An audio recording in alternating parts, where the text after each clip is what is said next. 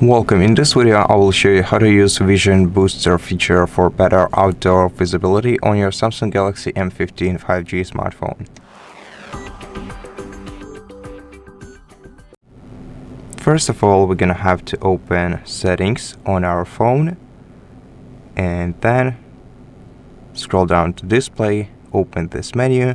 Now, to enable this feature, we can either manually increase the brightness to the red part of the line, which will enable the Vision Booster and will let you use your phone comfortably even in outdoor conditions, or you can simply switch on adaptive brightness and let your smartphone enable it automatically when you go outside.